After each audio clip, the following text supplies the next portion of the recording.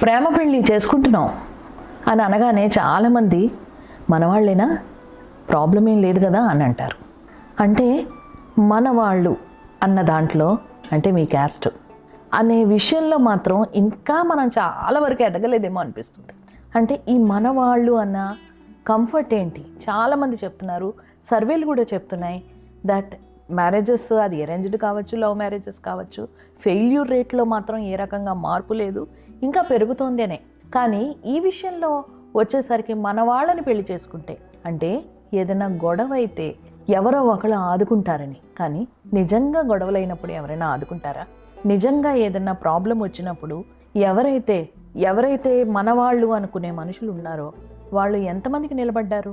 ఇలా ఆలోచిస్తే నిజానికి మనవాళ్ళు అనే మాట ఓ క్యాస్ట్లోనే చేసుకోవాలి అనే మాట అది చాలా అంత ఇంపార్టెంట్ కాదేమో అనిపిస్తుంది.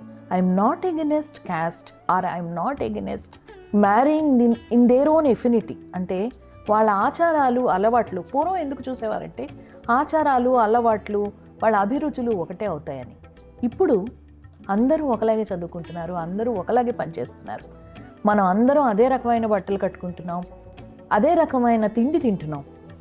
ఈ దాంట్లో కూడా ఈ కాలంలో కూడా మనం అలా ఆలోచించడం వల్ల మనకి ఒక విశాల ప్రపంచంలో ఉండే ఒక మంచి ఫ్రెండ్షిప్ని మనం పోగొట్టుకుంటున్నామేమో ఆలోచించండి. ఈ ఆలోచన పిల్లలకు మాత్రమే కాదు, పేరెంట్స్కి కూడా రావాలి.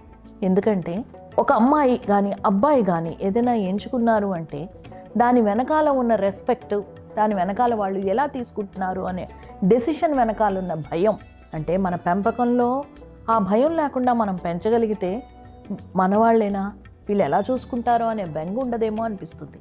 మరి మీరేమంటారు ఫ్రెండ్స్?